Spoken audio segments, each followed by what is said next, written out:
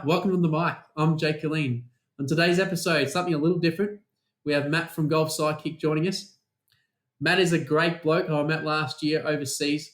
He started his YouTube channel 2.5 years ago, has already amassed 80,000 subscribers and 16 million views. The YouTube channel follows his journey across the globe while he plays at different golf courses and gives his perspective on the game as he plays it. With so much golf under his belt, he would have a perspective in the golfing industry that I think is valuable to listen to. I can't wait to talk about how we can improve the game in terms of compelling new players to the sport and how we can make the game more fun. I recommend that you stick around to the end too, because we have subscriber questions that we're going to answer from his YouTube channel. So that should be a heap of fun. So thanks for joining me today, Golf Sidekick. Matty, thanks for joining me, mate. Yeah, sure. Yeah. Where are you exactly? Yeah. Malaysia. Yeah. Yeah, so it's a bit of a ball ache. How many episodes have you got stored up to release? Oh, I've got tons, eh? I've been playing a lot since lockdown finished. Yeah. Okay. So I've probably got about 12 videos ready to go. Oh, that's good. Yeah. So I'm doing quite a few solo rounds, and then I've got J-Mac and Brian who, are getting better. So I get to show people them getting better. Yeah, good. But in terms of all the friends in Bangkok, I can't even go and see them and make more footage. So we'll see how it goes. Seems to be going right. The channel's now got 7,000 more subs in the last 28 days. So that's awesome. The biggest month ever. Yeah, well, there's a lot more people at home, isn't it? So yeah, a lot more time to watch things. Yeah, that's what happened during lockdown, especially. But now it's gone even higher because now I think the golf's opening up. So people are coming back off their Saturday and Sunday rounds and they're like, crap, dude, I shot a 93 again and I was like 11 over after 16. So then they get in there like, how to break 90. That's it. So mate, I'm getting a lot more views on those. Yeah, that's awesome, mate. But the funniest part is that people are viewing things like how to break 70 the most. That's like my video that done the best is how to break 70. Mm-hmm. And you're like, why are 800,000 people watching this video and only 40 or 50,000 watching how to break 90? It's like, what's going on? It's like, I liken it to when I try to play the guitar. You want to play like in a band straight away. You don't want to learn the chords and the notes and strumming. You want to literally start in a band tomorrow or next week. And you want to figure out how to do that. You're going to be the next Metallica before anything else. That's right. That's right. So it is fascinating, isn't it? But it's quite fascinating how that's number one. I think it's normal, I guess. Though it's like the strokes gain thing that's got so much traction as well. It's like it's going to help the guy with a 3 handicap or less to assess himself versus the pro field. But for people are pushing this stuff on like 15 handicappers and 21 handicappers. So you got a 21 handicapper trying to gain strokes on the field of the PGA. It's ridiculous. Yes. High expectations. High lofty goals. They want to know how they want to know how the good guys do it, I guess. Yeah. It's intriguing for them. Yeah, but like this is one of the videos I didn't publish because I didn't really have that great footage, but I spent 4 days with Pro Mo on my channel, just doing exactly what he does for 4 straight days. Man, after the second day, I was finished. I was dead. I couldn't get off the sofa. I fell asleep for 10 hours, and then he woke me up at 5:30 to go for a jog. So it's like 5:30, jogging and exercise. It's like breakfast. It's hitting balls. It's chipping and putting the same chip and the same putt on the same ruler for like 2 hours straight. And then it's lunchtime, and then it's gym time, and you're like, cool, end of the day. No, back to hit balls at the range. So there's a lot of stuff people don't see. They just see the guys whacking the ball 320 on TV and think they can do it. They have no idea how much work and time they put into their game. Absolutely. No, it's sick. And I think it's like the ultimate entrepreneurship because you're investing so much time into yourself and so much effort to be paid off one day, perhaps, maybe. Mm-hmm. And that's a big risk. Yeah, it's a full-on investment in yourself, as you said. And I actually like to have some of my young students who want to become pros follow a pro for a week like you did, and actually have a look at what they do. And it's not only the stuff you talk about with practice. It's organizing your life. It's organizing trips and planes and hotels, possible investors into you to help you gain your goals. So there's so much involved in it. And a lot of people do it at the start for themselves, by themselves, and then when they finally make some money, they're able to get a nice community around them that helps them do that, like managers or physios or travel agents, whatever it is. But yeah, it's very tough. No ways, not for me. When I was a kid, when you're a kid, you're like, yeah, I'd love to be a pro golfer, and you go and practice hard, and then slowly you lose the interest, and then you look back and you think, yeah, but what if? So you go spend 4 days with a professional 23-year-old, and you're like, nah, there's no what if. I did not have the stamina back then. I still don't have the willpower to do it now. Yeah, it's the ultimate. Which is a nice feeling. Yeah, exactly. Well, exactly, to figure that out. But yeah, it's the ultimate kick in the bum, the old golf, because you can hit a shot, maybe 1 or 2 around that's just as good as the pro, and you might birdie 1 or 2 holes, and you think, gee, I can do this. And you're like, you're Googling when is the next US amateur qualifying and shoot 93 in the next round. Exactly. And the toll on the body, these guys, if they play, say, 3, 4, 5 weeks in a row, they travel on the Monday, practice round Tuesday, Wednesday, Pro-Am Wednesday, and then they've got 4 rounds if they make the cut. And so it's crazy. The mental and physical on your body and emotional, and then to back it up, some guys have gone 8 weeks in a row. Like it is crazy. Yeah, like Pro Mo did 10 weeks in a row, and the final 5 weeks, I think he finished with like 4 top 5s and 1 top 10. And he was shattered when I went to go visit him. And even during that period where he was shattered, he's still getting up every day, 5:30 to go jam until he gets home at about 9 p.m. every day. Mate, it's absolutely insane. That's another I did it level. for a couple of days and I couldn't move. No, that's a different level. That's usually you come home from an 10 week stint and have a week off. No, I think he had 1 week off, I remember. And that's when I went to play with him in Chiang Mai as well. And he was just doing nothing. But he was itching to get out again. And I thought to myself, well, I'm glad I've done this because I know I don't have enough passion or drive to even do that. The rest of my life is going fine enough that I don't have to do that and put that pressure on myself. Just enjoy the game. It's actually shattering too when you know a pro to a player you want to play with when they come home, because the last thing they want to do is play golf.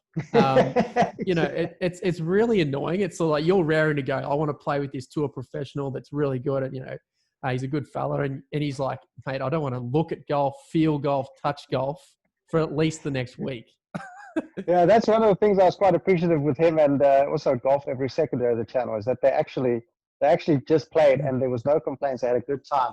I was really appreciative because when I did the 4 days with them, I was like, dude, I don't know how you've done this 10 weeks in a row and still get up to go and play golf again, because I'd probably give up the game. Yeah, it's really cool. And they've got to make it fun, don't they? They've got to love it. They've got to love the grind. I had a guy called Scott Hend on the channel recently. Have you heard of Scott Hend, the Aussie guy?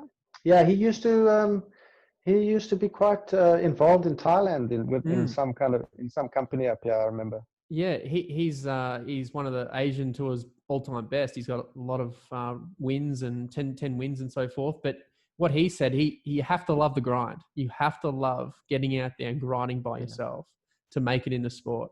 And as you said before, a lot of people don't realize how much loneliness and hard work and of a slog it is. Yeah, and you actually, the fun is not in playing anymore, because I noticed after those 4 days, I was like, dude, this is not fun. Like, I'm not enjoying this at all. So clearly there's something in someone's brain that says, okay, this is fun to push through my barriers and to become better and to prove to myself I can do these hard things. Whereas for most of us, we would just be like, well, this is not fun anymore. I think I'm going to take up cycling or something. Yeah, definitely. So, I think the fun comes with the goals you set for yourself and achieving the goals. I think that's where the fun comes in. I've achieved something. You've got you guys that really love the game as well, and I think you've got to love it to a level. But when you're out there playing tour golf, it definitely is a job a little bit where you have to make cuts, you have to make money. I mean, you have to survive. But I think internally you have to keep it as a game and a fun game, and the guys that keep it that way seem to do their best. and get to the Yeah, top that's level. what I also picked up. It's that people just look at it and you'll say, wow, must be such a great life. I'd love to be playing like PGA Tour. Wow, so glamorous. But like that guy's when he wins on the PGA Tour, that's not just 4 days of golf. Mm. That might be 20 years of practice. Mm-hmm. And not just 20 years of practice like, yeah, I'll go down to the range and go hit a few balls. I'll go chip and putt for an hour here or there. It's like 9 hours a day grinding 9 to 5 jobs. It's the same as us sitting at a desk or driving a truck or being a delivery guy or a maid, whatever it is that you are. It's the same thing. It's just putting in those hours. Absolutely. And it's grinding, man. I don't know how you guys do it. Well, I stopped doing it for sure. It became too hard, and I'm doing something else now. I'm loving the coaching, but I had such a good time with you. I was lucky enough to feature on one of your episodes when you came to visit me up in Myanmar when I was there. Had a great time with you, and I thought it'd be a cool thing to get you on to talk about the golf industry from your point of view, because look, you've gained so many subscribers and almost like a great following with some people out there trying to work on their game and enjoy the game. And so you're doing something cool. So what do you think's attracting your subscribers at this stage to your YouTube channel? What do you think it is? Well, it's always been the same thing, I think, from the beginning, because what happens is that I was looking at, getting back into golf because I hadn't been playing golf for about 4 or 5 years, from about 2008 to 2012 to 2017, when I moved over to Thailand, because I assumed all the golf courses cost like $200 to play. So I didn't play. And I got back into it and I shot 75 on my first round back. And I was like, well, this is easy. And I thought I'm going to go for pro. And then I slowly, my scores started creeping up back to over 90. And I could no longer play golf anymore. And I thought about giving it up again. And that's when I realized that there's a lot of people like this who get so in their own head that they end up quitting the game. And I've done it, I think that was my 3rd time quitting. Not because of not enjoying it on the 3rd time, but the previous 2 times I wasn't enjoying the game. It was all the reasons that everybody gives up. It's like any excuse in the book you can make, I had it. But one of the biggest things I found was that a lot of the time is we put the pressure on ourselves to play so well and to do certain things because of what we've read in Golf Digest, what our friends are telling us, what the YouTube videos are saying, what the bad coach that you had, the one bad coach out of 50 that you had told you to do, and it screwed your game up. And then what we do is we leave the game because of 6 months of frustration that you actually, like I would remember how bad you feel after a bad round of golf, that it like affects the rest of your day. It affects the rest of your week. Yeah, absolutely. And I wanted to show people that you don't have to do those things that they tell you in the Golf Digest books and the YouTube videos, because that's where I'd gotten. I started off with a 75 and I was up over 90. I couldn't hit a green. I couldn't hit a drive straight. It was the worst. It was the worst. It was worse than ever. And I remember the number one thing that inspired me to then move into this kind of video, to show people how to break 90 with like no driver, to use the shots they've got, to play stress-free shots, was I remember something in Golf Digest. Jack Nicklaus had his thumbs up like this, and they point backwards like this. Yeah. And so I don't know if he said it or if they completely perverted what he said, but they said, like, if your thumbs don't go back, you won't ever be a great golfer. Like that's a mark. That's like all the greatest golfers have these thumbs that go back. And I was a kid, right? Yeah. And I'm like thinking, oh, dude, I'm never going to be a pro. My thumbs are like, they're like normal. So I remembered that. You got more bend than I've got. Well, exactly. And you hit the ball much better than I do. So I took those ideas and all these things that were jumbled in my head and I cleared them out. And I thought, you know what, let me show people. You don't need to follow the down-the-nose pros. You don't need to have these shots that you don't have. You don't need to hit the fancy flops. You don't need to hit 300-yard bombs to enjoy the game. And I wanted to show people they could lower their scores while having fun, being in control emotionally, and leaving the golf course feeling better than they did when they arrived. Because so many guys get to the golf course so keen to jam, and they leave feeling depressed. And those are the people that I think are attracted the most to the channel, because they're tired of being talked down to.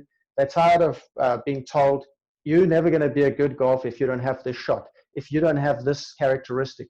And a lot of the time, that stuff is just crap. It's very relevant for pros if you want to be a tour pro on the PGA Tour, top 200 golf in the world. But a lot of stuff gets given to people out of context, and in the end, your head becomes so screwed up, and you lose sight of the fact that it's a fun game, and there's more than one way to do something. And I want to show them those different ways. I mean, there's so many different people on the channel and so many different strategies that there's something for everyone. You don't have to do it only one way.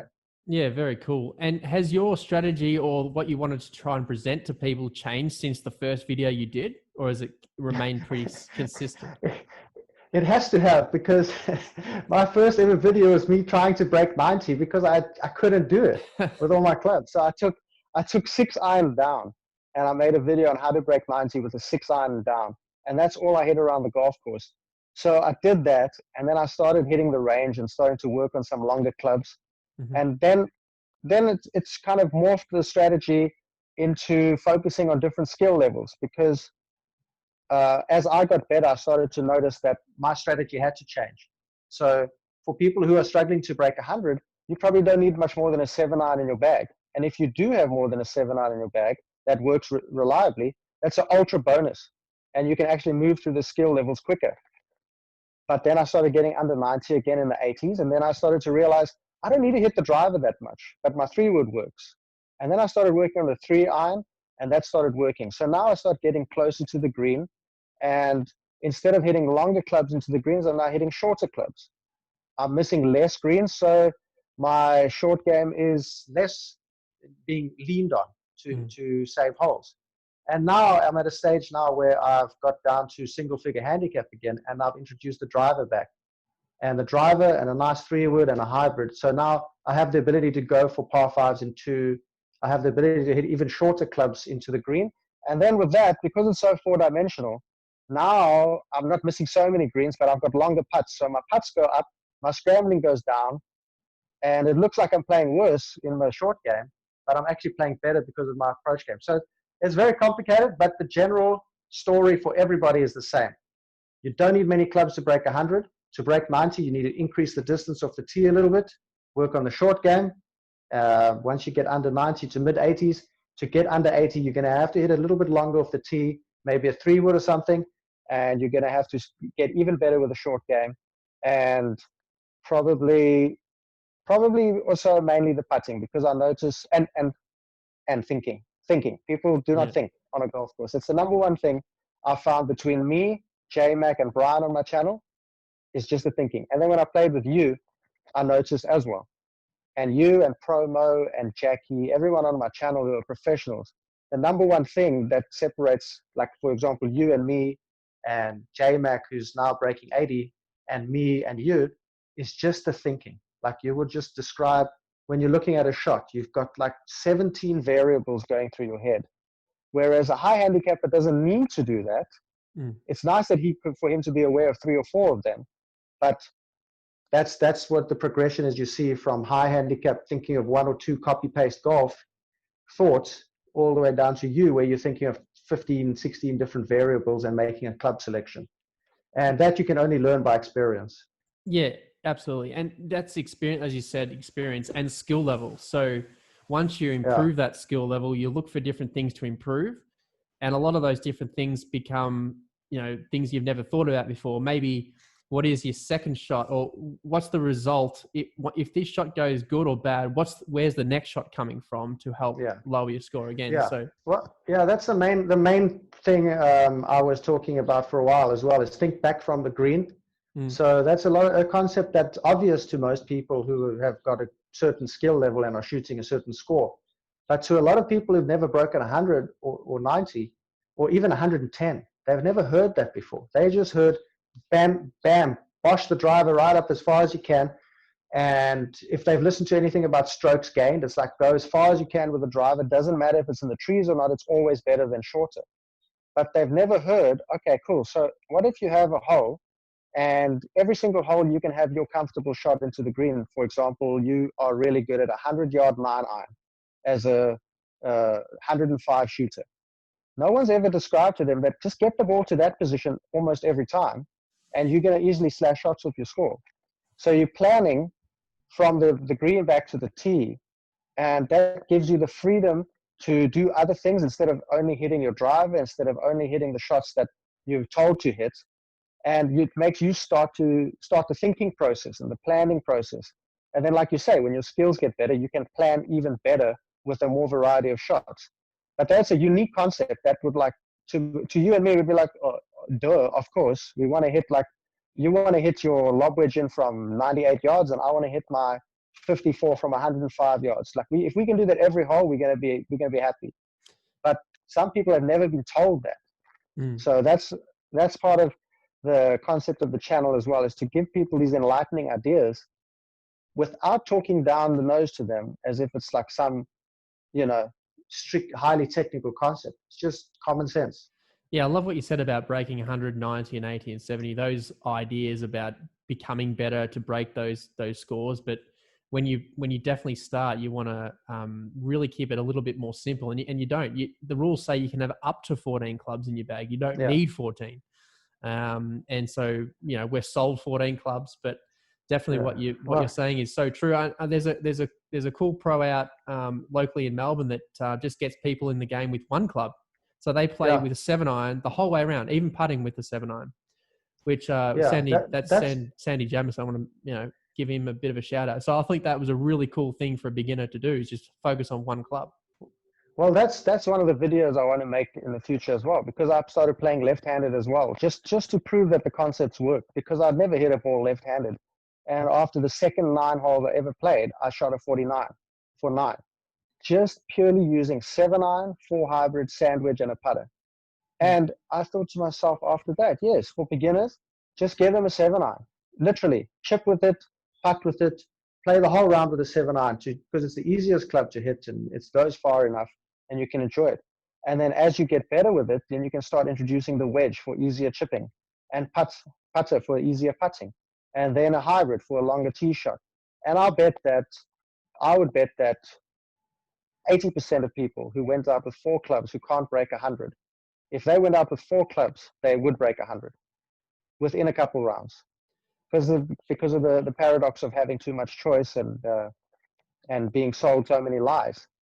So to have 4 clubs and just have to improvise and have to set up shots with what you can hit, I think that would be a bigger learning curve than probably 20 rounds of playing with a full set. How much ego did it take to leave the driver out and leave the long clubs and just have a simple approach when you were struggling to break 90? Was that a tough thing to do when you go on the golf course?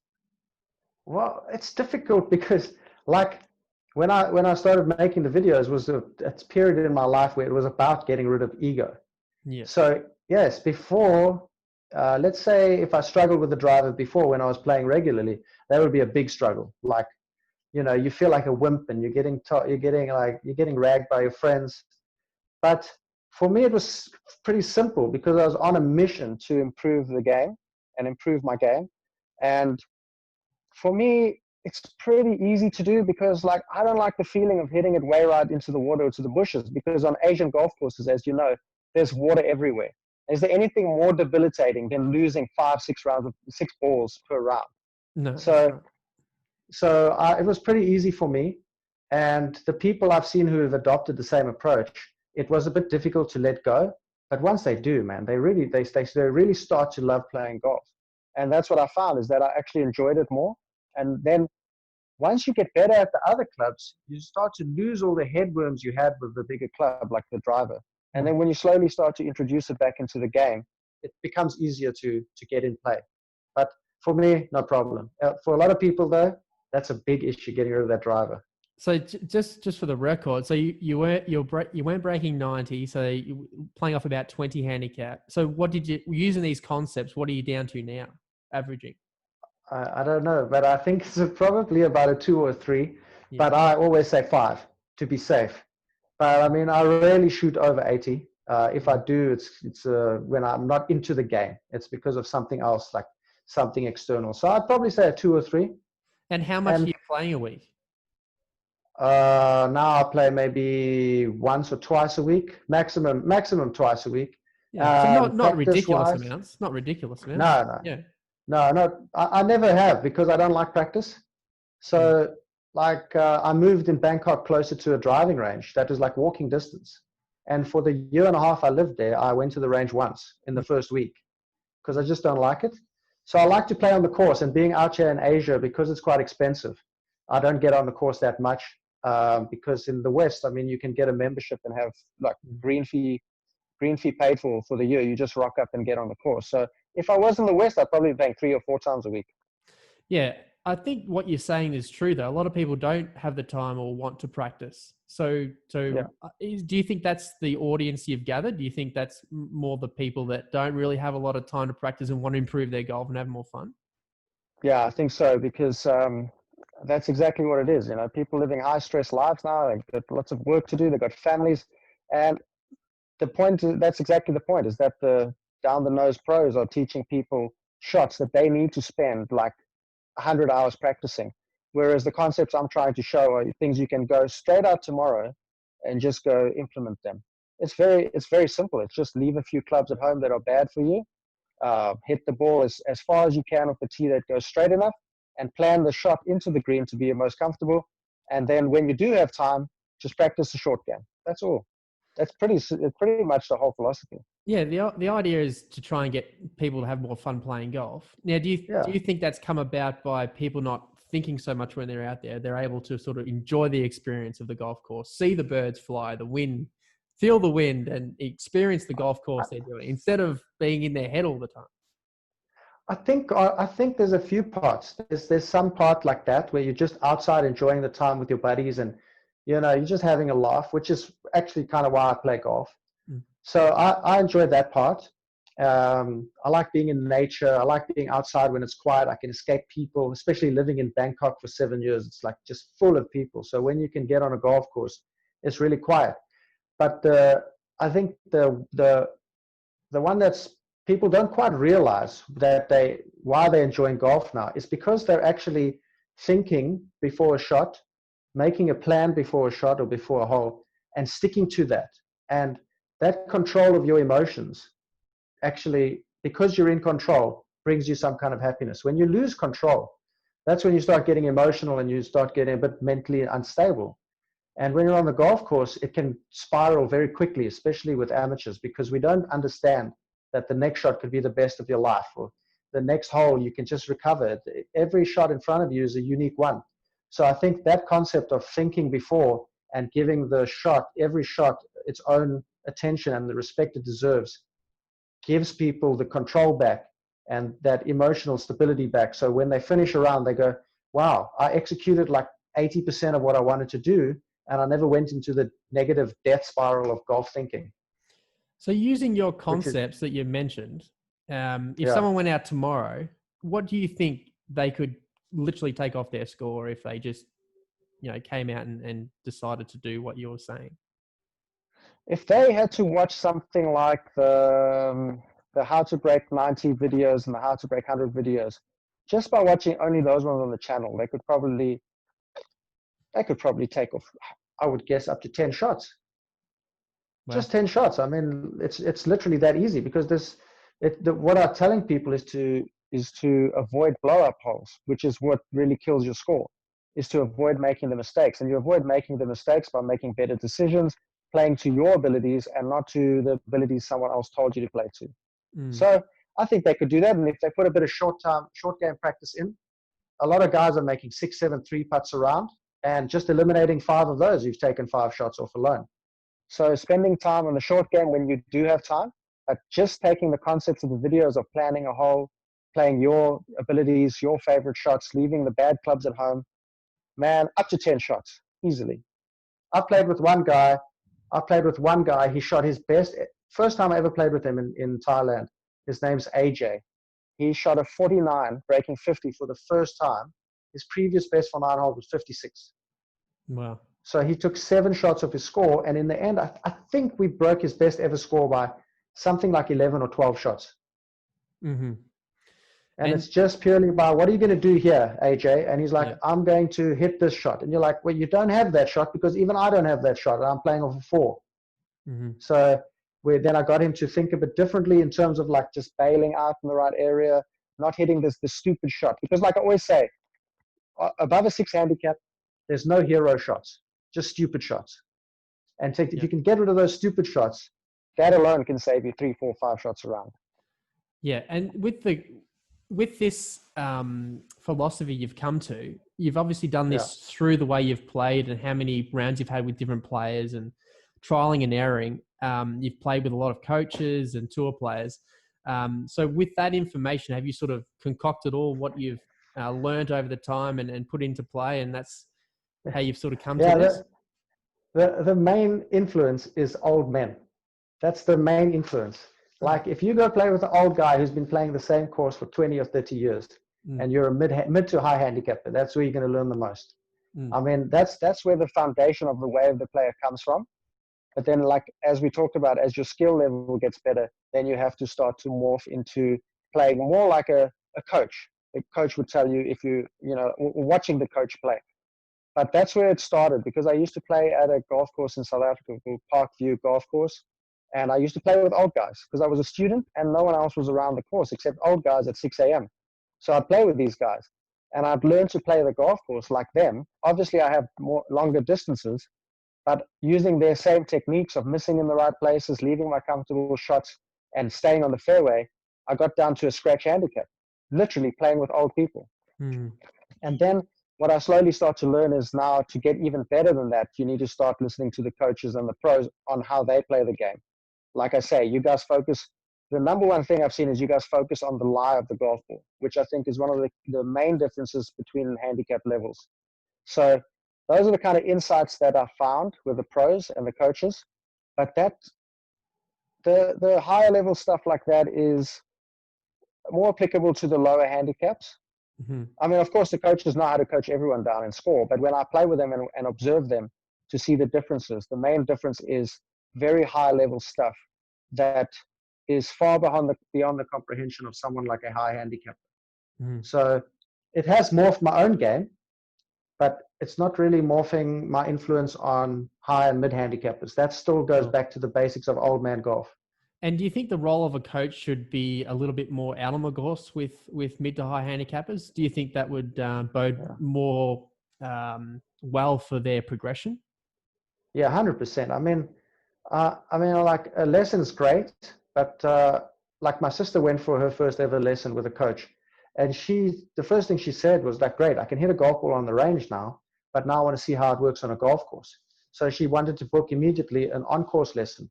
And I think that if you could combine the on-course with a coach as well as the actual swing lessons, that'll be a massive combo, because a lot of people leave the coaching session and they've got the concept, but you know what it's like. You learn something new and your body perverts it into something to make it easier for you.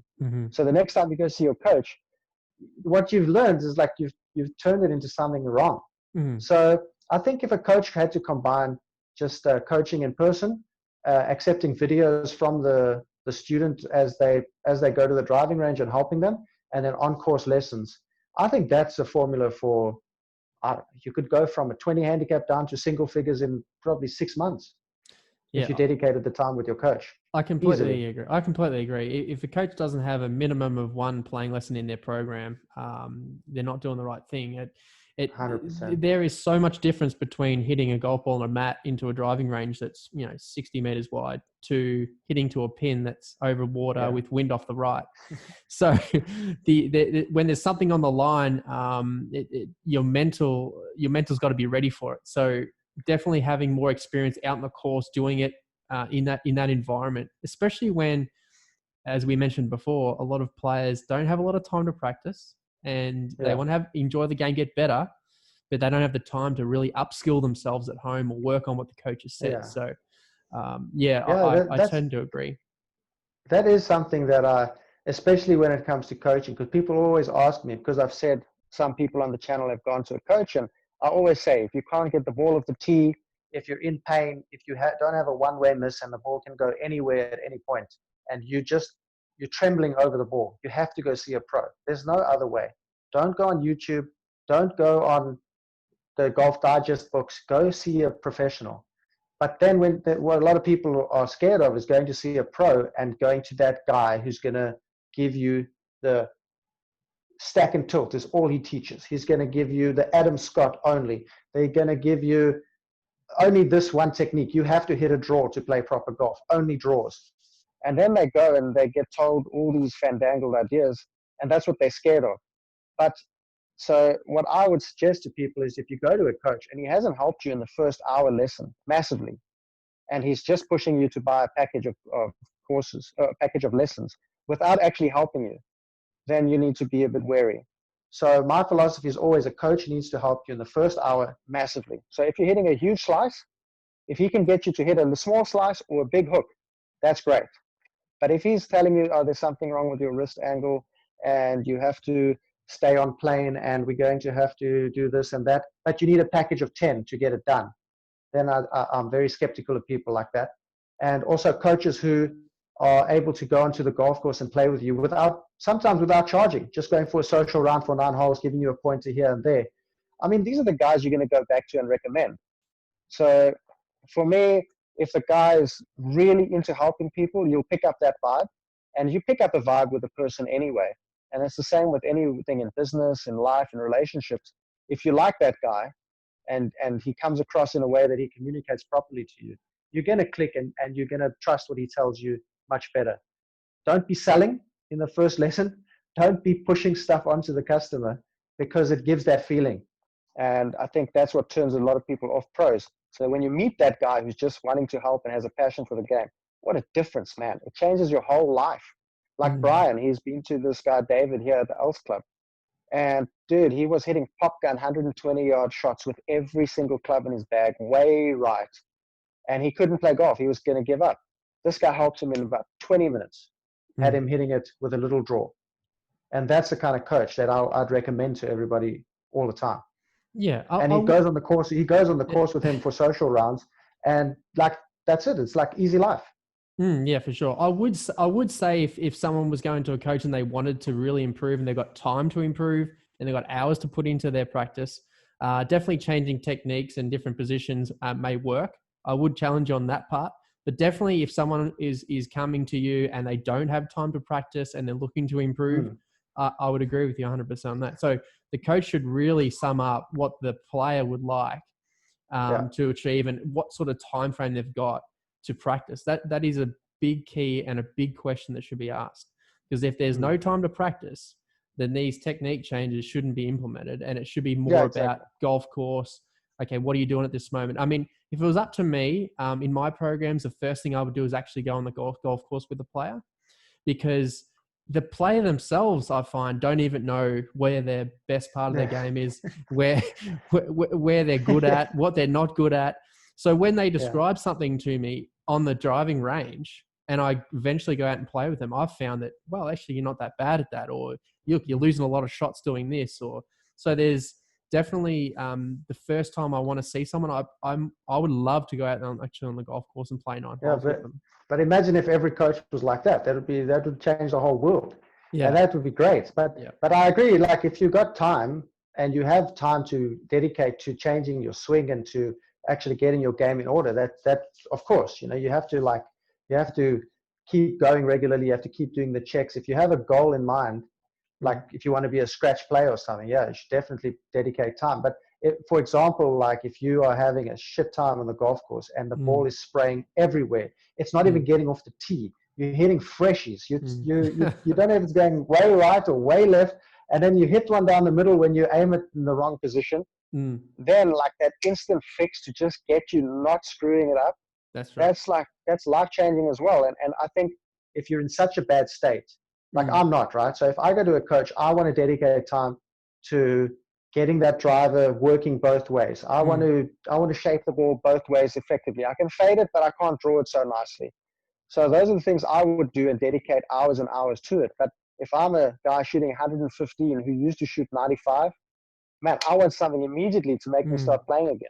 Yeah, and I would add to that too, before a coach indulges in technique change, you got to figure out the concept of the player too. What's happening for them to deliver that technique initially, because there's no point changing a technique that you don't like when the concept in their head is completely changed. So that is very important too as a golf coach. Yeah. So by changing concept, that could change everything. But that's what I've been noticing lately, is that for me, for my swing example, that's why I'm looking to get coaching, is that I don't believe, because my swing I've got a bit of sway in it, and I can come over the top sometimes, and I get pain in the right side there. Sometimes, not so much anymore. But I've found that it's because there's a concept in my brain of how I'm supposed to deliver the club to the ball that makes my body go in the direction it goes. If you just give me a different thought, a different pattern to make to a task, to make me achieve a task, my body will adapt itself to do it. And I think that's a huge concept I picked up by watching something from Sean Clement, one of the coaches online. And he was saying, you don't need a new wrist angle or a new technique. You need a new task that your body will adapt to get you to perform that task automatically. Right. Yeah, 100%. I totally agree with that. Concept is huge. And then if the concept hasn't worked, there might be something physical in the body, or you just have to do something a little bit different to try and get that achievement. But it's fickle, isn't it? The difference between playing good and not playing good is this much. And the ball shows you could be miles away, but really it could be only something this much that can change, that will improve you. Yeah. So, but I mean, like, I remember when we were talking on the golf course, you were talking about stuff like that. Now, when you're doing the coaching, do you also do you go through like the concept of what they're doing? How do you find out that, like, how do you know that my concept of what I'm doing is wrong? Yeah, so how do you know? The first thing I would do is figure out, like we mentioned before, how much time you got to practice and what you're trying to achieve. And then the second part is, what is your concept? What is going through your head in the pre-swing, through your swing, and after the swing? So working out in the person's head what is happening conceptually to hit the shot. And then sometimes I would just mention something else. Okay, if you're hitting a big slice, I want you to hit a big hook. And everyone's like, oh, I don't know how to hit a hook. I don't know how to hit a hook. Well, no, you haven't tried to hit a hook. How about let's go and do it? So I'd give them 10 balls and say, I need you to aim at that tree on the right and hook it left. And 9 times out of 10, they'll start hitting a hook. Amazing. So people are better than what they think they are. And so I normally get students that come to me and go, I can't play. I'm this, I'm no good, I'm that. And I'll sit down for 10 minutes and listen to how bad they are and what they think they need to improve. And it's like, well, you're here because you don't know what you need to improve, right? You don't know. So that's why you're here.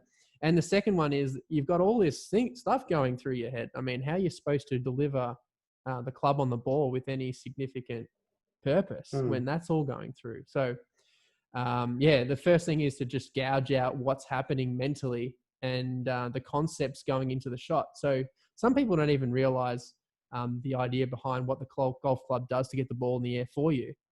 Exactly. So actually talking to them about how the golf club's made and how it actually, the loft, the shaft, the lean forward of the shaft allows you to get the ball in the air, because the club is built that way. So if we just deliver the club how it's supposed to be delivered, the ball will do its thing. You don't have to help the thing in the air, So all these that's why most people slice, to me, is because they're focused on the ball and it's just focused on ball. And so that's why the club comes over the top, So the ball, I need to hit the ball. I need to hit the ball. But if you say, hit the ball out to your target, all of a sudden there's a different movement.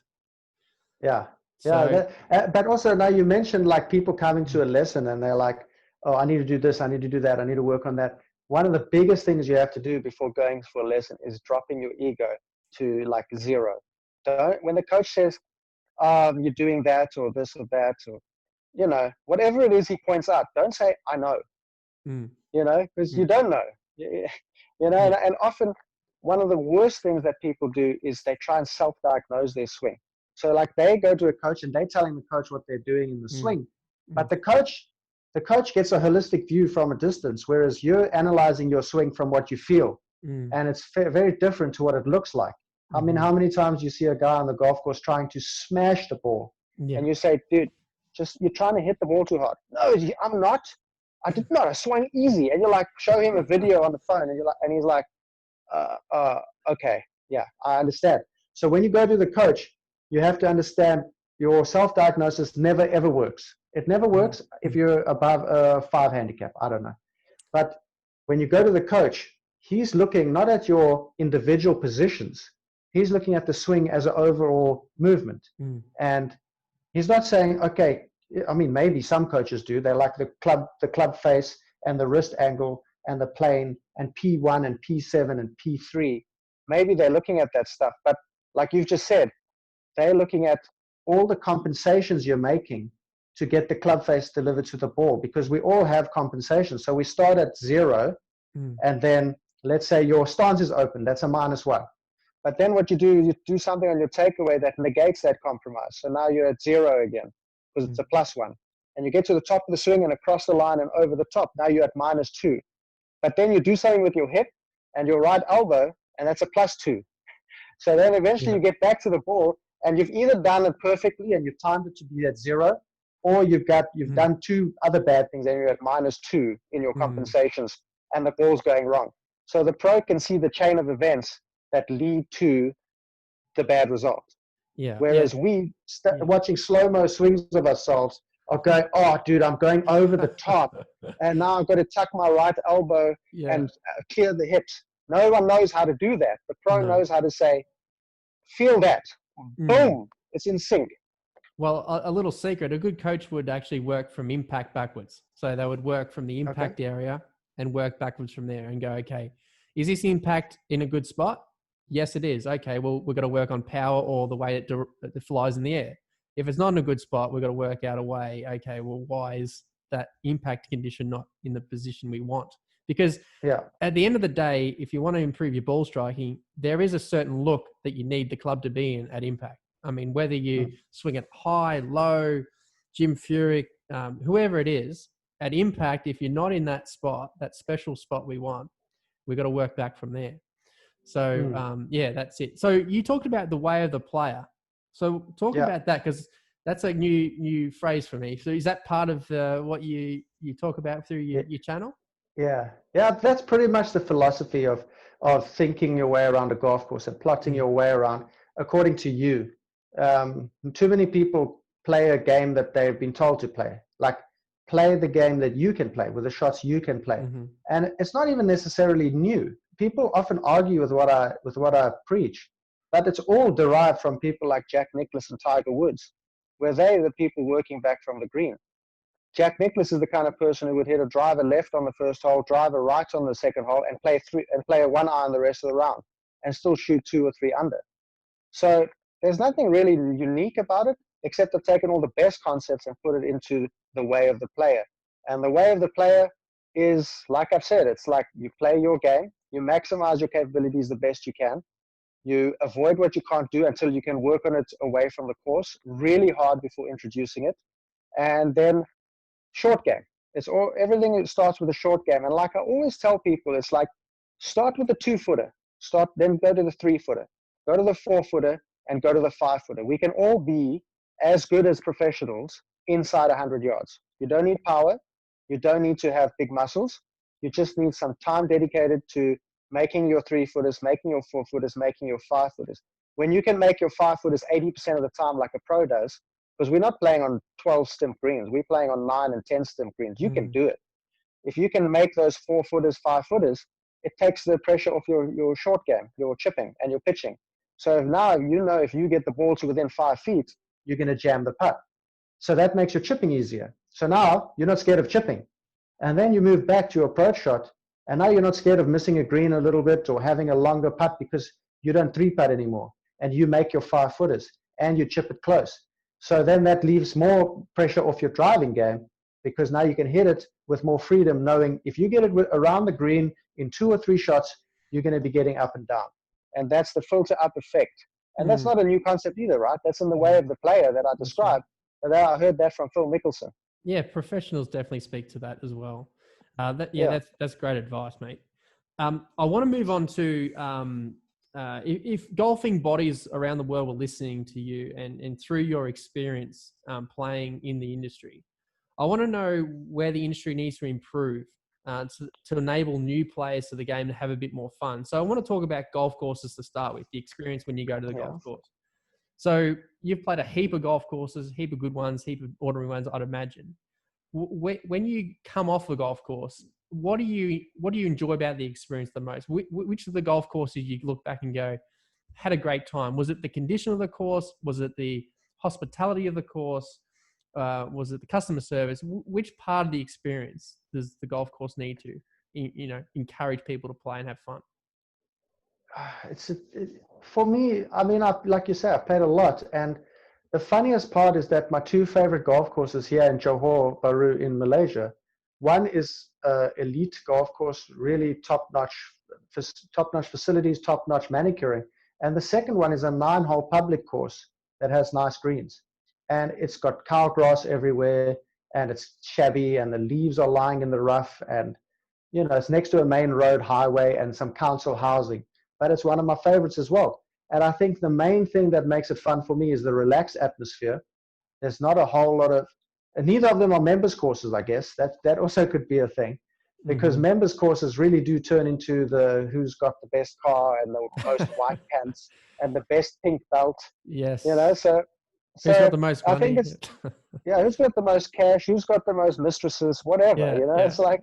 It's like I like to go play golf and not have pressure from the marshals, not have pressure from too many people on the course. I understand they have to make money, but a nice gap between tee times is nice because you've got the course to yourself, and if you're at a normal pace. And it can be conditioning. So a place like Forest City, where I play here in Johor, is in like elite condition. And the location of it next to the ocean and with the perfect green grass everywhere, perfectly cut, that's really a nice thing to experience. But the public course is just super relaxed. Anything goes. You can wear a t-shirt on there if you want. You could probably get away with flip-flops if you wanted. And the manicuring is not that great, but it's a relaxed environment. And I think a lot of people don't like playing golf because it's not relaxed. A lot of the time, like I said, members clubs, it's like really snooty.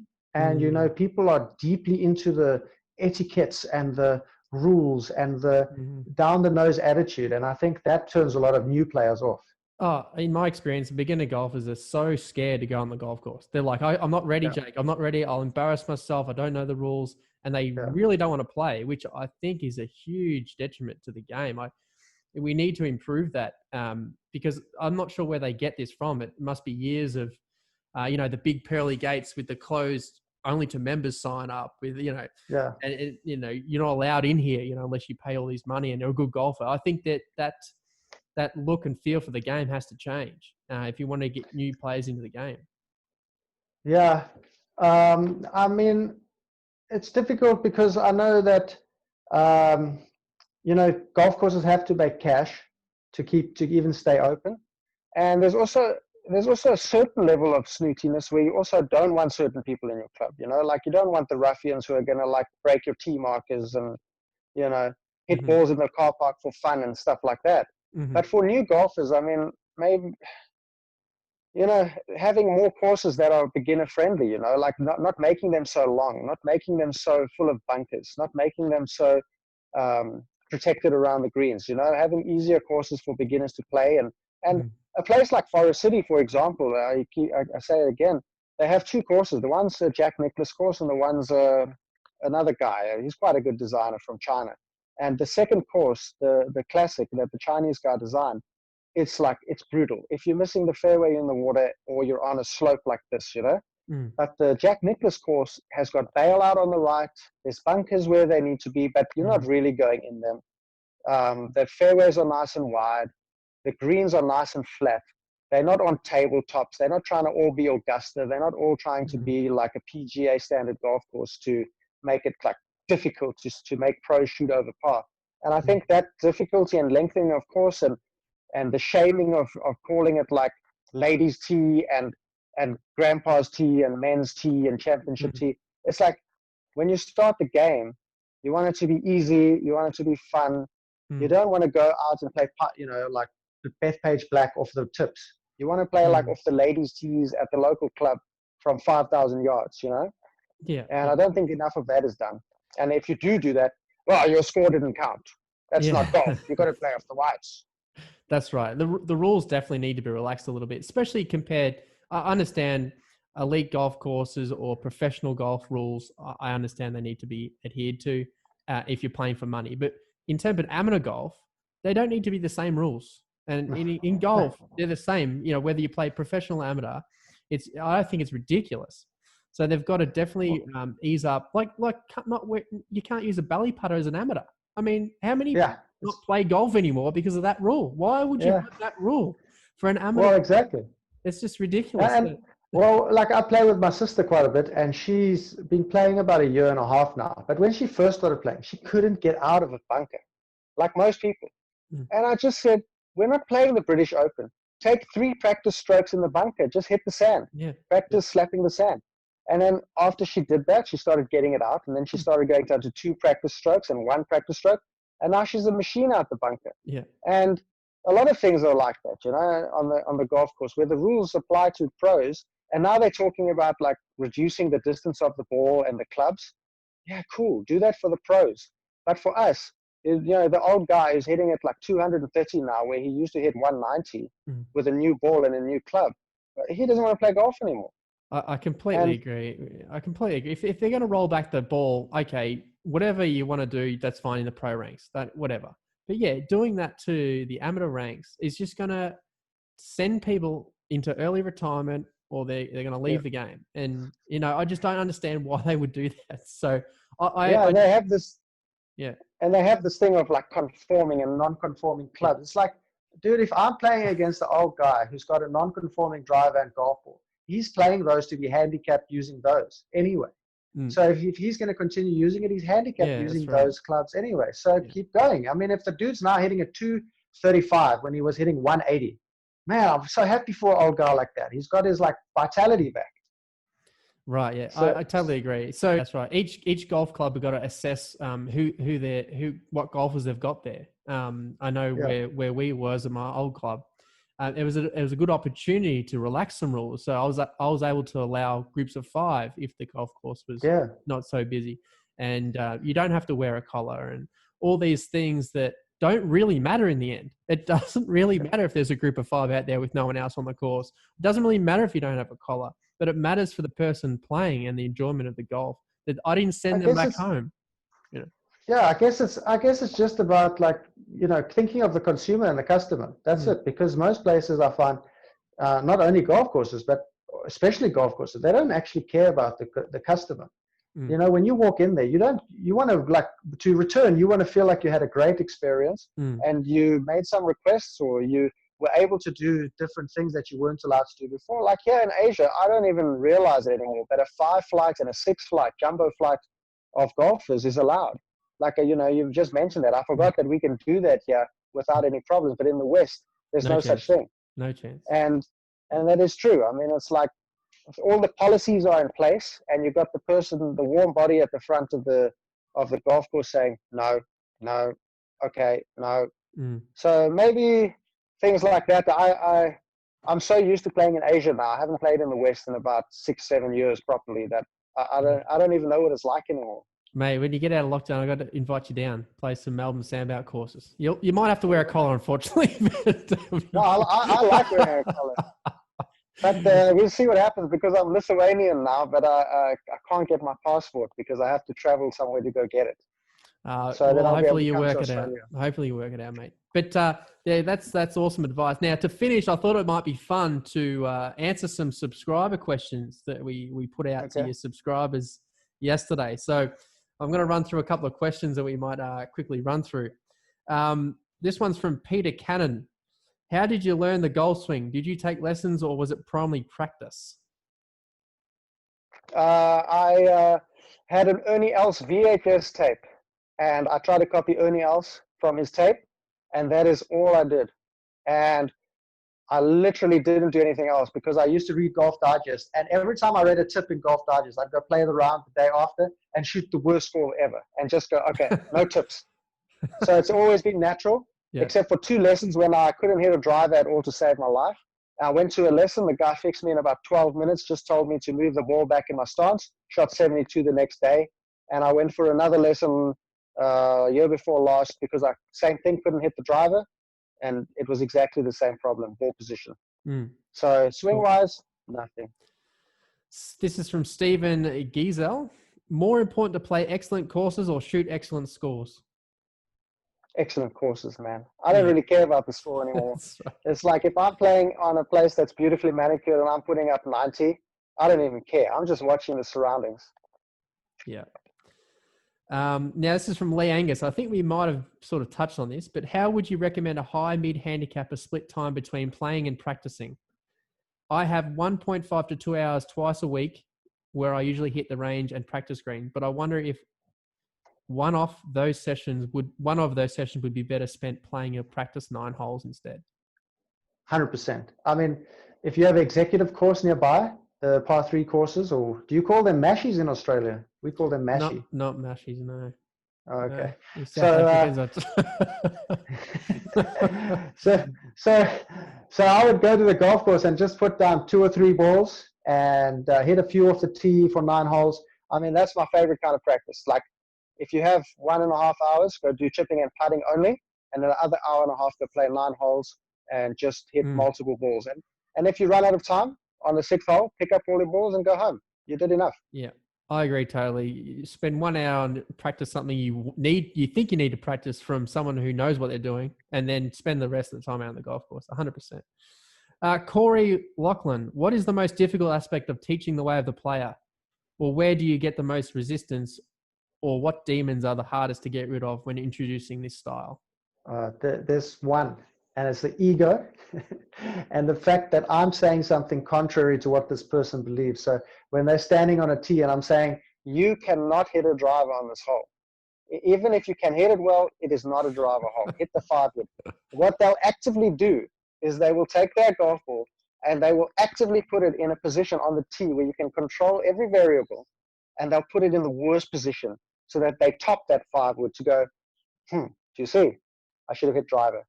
And then you let them hit the driver, and it's a complete disaster. And you say, okay, now let go of the ego. Let's tee it high and let it fly. And then they're convinced that it's always the ego getting in the way of this new concept that they're trying to prove me wrong with. Nice, mate. Nice, mate. And they very often they are wrong. What about you, though? What about you when you're teaching people for the first time, the first lesson? First lesson. Well, it all depends on the person. But if they're a complete beginner? No, it's like a guy who's coming there with his head is full of stuff. He's a 12 handicap. He can't break 90. Yeah, it's literally just watching him go about it and understanding the concept behind it. So I almost say scrap what you know before. Scrap everything you think you know about the game.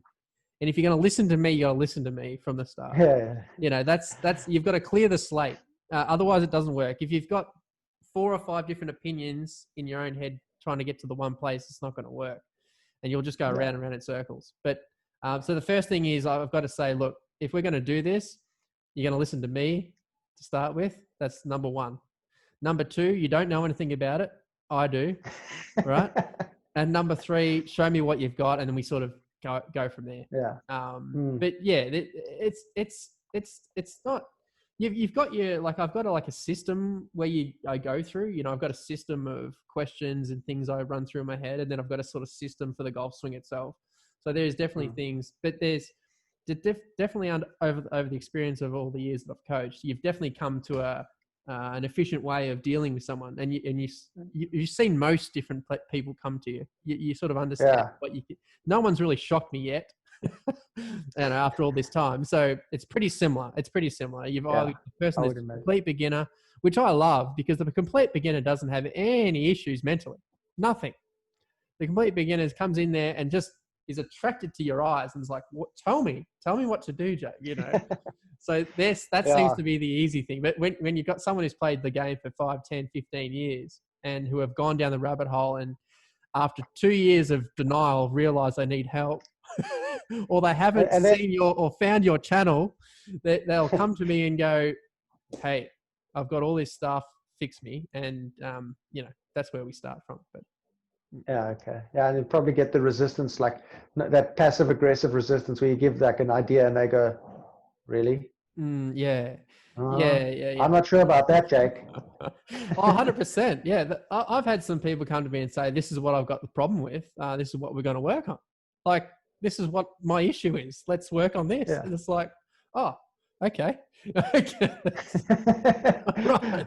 I thought I was a professional. Yeah, that's all right. All right, let's do that. But again, I might sort of, go, okay, well, again, assess, how much time is this guy working on his swing? How much does he really want to improve? And most of the time I do just head out to the golf course with them and play a few holes and see what actually happens, because usually it's not what they say has happening. I would say I would agree that 100%. Yeah. So as we mentioned before, the first thing I would like to do when I start coaching up again back in Australia is to do that, is literally go out on the golf course if they're not a beginner and just actually observe what happens. Because then I've got more of an idea of where to start. Beautiful. Yeah. All right. Next question is from Do Wanju. He wants to know, why do you separate commentator for your video? Because I don't want to listen to my own voice. I make videos. I make videos that help other people. But one of the main reasons I started making videos was because I don't like watching anything on YouTube related to golf. I only like watching my own videos. So I want to listen to something pleasant. And a friend of mine has a very pleasant voice. I call him the butler. Yeah, that's a cool idea, man. I like that. You should see. I don't watch. I hate editing my videos back. Yeah, it's cringy. And you start. You sort of see you, but you don't see you. Like I literally don't even take it in that I'm watching. And you start to pick up on your idiosyncrasies of the little words and fillers that you use, and you just start like your blood starts boiling, and you're like, just stop talking. Okay, forget it. Voiceover. Yes. 100%. What's the word, babe, that I say all the time? The filler word. Mine is now. Now, players, now. Oh God. I'm not sure you seem well spoken. Oh, well, I appreciate that. So do you. No, you learn over several videos. You learn what you don't like hearing back, and you don't realize how much you say it, do you? You don't realize. Oh, gee. Yeah, my sister Tiski's videos, hers was so. And she told me the other day she was editing a video, and she said so, I don't know, 20 times in a video. And by the end of it, she was walking around going, "Oh my God, I can't hear myself say so ever again." We just thought about it. Obviously, I've put it out of my mind so much. I used to say obviously all the time. Obviously. That's one of the worst, because I'm like, well, why are you telling me about it if it's so obvious? I know. Thanks, Jake. I'm such an idiot. That's what my wife keeps saying. It's not obvious, Jake. It's not obvious. Okay, this is from Parita G. I can't even. I'm going to call him Parita K. Do you think mid-handicapper can become low-handicapper in short amount of time with the right strategy? Easy life, 100%. No problem at all. Just if you've got major issue, go see the pro. And if you have mental and thinking issues, just watch my channel, How to Break 80. Easy. Nice. Paul Woodington. Who would you rather play with? A pro who is taking it too seriously or very seriously, or a 28 handicapper who is just playing to have a good time? Every time, 28 handicapper, 6 beers, done. 100%. 100%. Taking it seriously and like watching a dude take 7 practice swings to get the perfect feel for that little baby cut into the back right pin. I can't be bothered. Just hack it up there. 3 or 4 shots. Let's have a beer at the drinks tent. Done. I'm the same. If it's a dick a dick tour player up against a 28 handicapper who's having a great time, 100%. I'm the same. Easy life, unless it was Tiger Woods. Yeah. Then I would play with him over anyone. That's right. There is a line, and it's Tiger Woods. he can take 7 hours. I don't mind. I'll just be in his aura. He does seem like he's got a good personality though, so that might be interesting. What is this is from Brian Beecher. What is the funniest, best golf memory that isn't already in a video that you've done? Was that Brian Beauchamp? You might have butchered his name completely. I've butchered it, man. Beauchamp. Beauchamp. I know. Beauchamp. He's the guy who helps me design these shirts and the hats. Oh, yeah, cool. So that's how I know his name. Well, he butchers everything by the looks of it. No, I'm only joking. I love it. What is this question? Sorry. He wants to know, what is the funniest or best golf memory that isn't already in a video that you've done? It didn't happen on the camera, but somebody was taking a practice swing and they hit a divot and it hit me in the face. And it wasn't that serious, but I just went down like a sack of potatoes, like I'd been shot. And the dude was so worried. He thought he'd killed me, and I just lay there motionless. And so I've loved that one for ages. Otherwise, on the golf course, man, anytime I play with my friend Didi, man, it's a good time. Always funny shit happening all the time. And that's what it's about, man. Like, that's another thing, actually, we didn't touch on. If you have crappy golf friends who make you feel miserable when you play with them, they're like, oh, you've come out of that one. Oh, you've over the top. Yeah, you know, you're going to slow it down. Oh, you've lifted your head. Just like, there's people don't understand. The best thing you can do for your game is stop playing with them and go find better people to play with. It's something I picked up where I've dropped a lot of people I used to play golf with. And now I only have people that give me a good time on the golf course. And it makes a huge difference to the enjoyment and fun of the game. Yeah, for sure. Okay, what was the thing, this is his second question, what was the event that made you take the plunge and be a full-time YouTuber? Full-time YouTuber? No, I've not full-time on YouTube at the moment. I mean, it's not going to pay my bills. But in terms of making so much content is seeing the reaction from people from what I'm doing just for fun and seeing that their life is actually changing. Dude, I had an email from one guy. He had cancer. I mean, this nearly made me cry. He had cancer and he was in the hospital doing chemotherapy and he was in a bad way. And he was taking every day, going outside to the area he could sit in the sun, and he was getting feathers and planting them next to the bench he was sitting on. And his wife would bring him feathers to planting feathers, growing birdies, you know that saying I have. And he was telling me in the email that every time he planted a feather, it was like hope that he would get back onto the golf course again. And he recovered from his cancer from that, his treatment and his positivity. And he's now playing off a 1 or 2 handicap again after 6 months of being back on the course. Man. So that's like that kind of stuff. You're like, dude, people can say what they want about the bucket hats, about the no shirt tucked in, about my philosophy. But when you get emails like that, I mean, of course, I'm going to make money. If that's the only thing that ever comes of it, I mean, what a thing to come of it. There you go. Oh man, I had another email from a guy going through a divorce in America. And, you know, the divorce is quite a tragic thing, you know, it can devastate you. And he broke 90 for the first time in his life playing with his dad while he was, you know, he's going through this big battle. And he just said he broke down in his dad's arms. He was so happy he like finally achieved the goal while all this other stuff was going on in his life. And to me, it's like, dude, this guy's being shattered and torn apart in every direction by lawyers and stuff. And golf has finally brought him enough joy that he can just break down in tears of joy. So these are the kind of things that I keep making videos for. So the negative stuff, it gets blocked, and the positive stuff is what keeps it going. Do you find it that you've got a sense of responsibility for these guys now? These YouTube subscribers and No. This is the big thing. No ways. What I give is people a key. They have to find the lock. So I feel responsible for the entertainment value, but in terms of helping people, I can't do anything for anyone. What they do, and a lot of people don't understand, is they have to take what I give them and apply it. And they often say thank you to me. And I'll always say back in the email, dude, it's you. I've just given you that key that you needed to find which lock to put it in, and now your life's changed. Yeah, no, 100% for sure, mate. People have got to find their own way, and that's as a good coach too. You've got to give them the tools to find their own way. You can't tell people what to do. Exactly. And that's with anything in life. people have got to come to that themselves. Well, exactly, and that's why I think my channel is getting successful now. Is that I'm showing people. I'm not telling them. So I'll go out on the course and then I'll show somebody doing something. I'll say, why about you try this way? And then it works. And people say, oh, okay, now I get what it's talking about. and it's actually a 12 or 18 or a 5 or a 24 handicapper doing it, and not some dude showing you how he used to do it on tour. And you're like, cool, bro. I don't have the thumbs for that though. Nice, mate.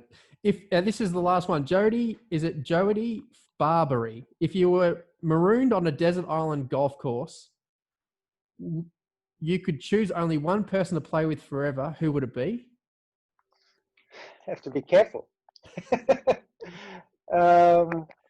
Let's just say your wife. You said your wife, and okay. My wife doesn't play golf, so she's out. Easy. So I would actually have to say, very simply, Didi, one of my best friends in Bangkok, who's like my Bangkok father. I'd play golf with that guy every single day of my life, easy peasy. I'm offended. I don't. But I mean, you don't even play golf anymore. I'm just giving you shit. I'm just giving you shit. Okay, and he said also, same question. You could choose only 6 clubs. Which clubs would you select? Oh, what an easy life, man! I'm going to narrow that down to 2. I'm going to narrow that down to 2. Even easier. Even easier. What's that? Give me a hybrid, a 4 hybrid. Yeah. And I would take a pitching wedge. Come on, man. You got to learn how to, on a desert island forever, you got to learn how to hit driver. What would you take? Driver and putter or what? Not putter. I'd hit and driver and a 3-iron to hit stingers. So I'd hit driver just so I can tee it up and smash it as far as I could. And then grab a 2-iron and hit stingers and try and skip the ball over the ocean or something. Man, you'd be having too much fun, bro. I'd be learning how to play my way around the island.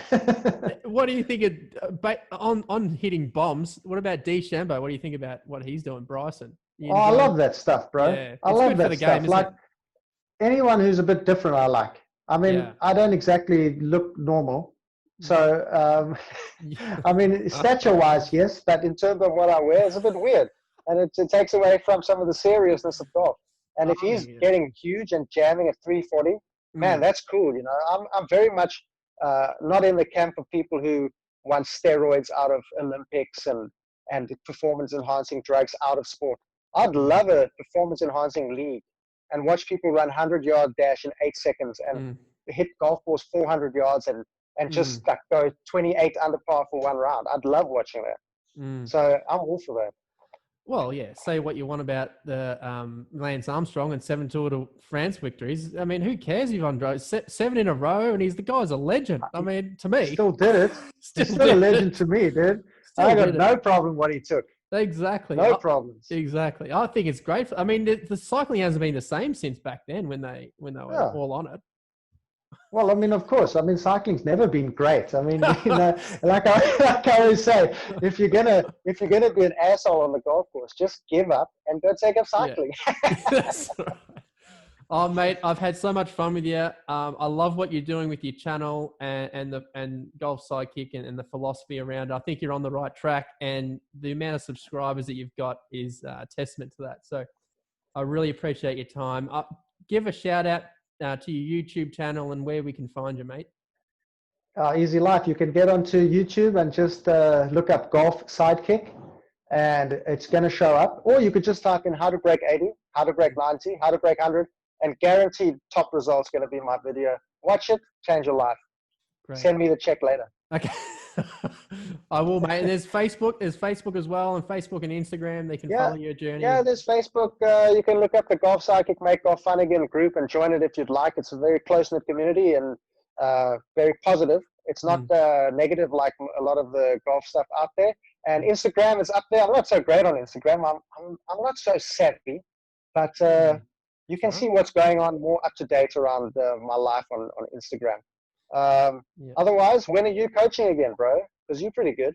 Oh, thanks, mate. Yeah, I'm pretty close to a few opportunities back down in Melbourne after COVID forced me back from Asia. So I'll be out very soon, somewhere soon. Okay. So I'll keep an eye out and let people know where they can find me. But well, you better link that video that you're in, the Zen Master. I will. I'll link for the guys listening. I'll link the video that I happened to be on with this man last year, and I'll link that in the YouTube description too.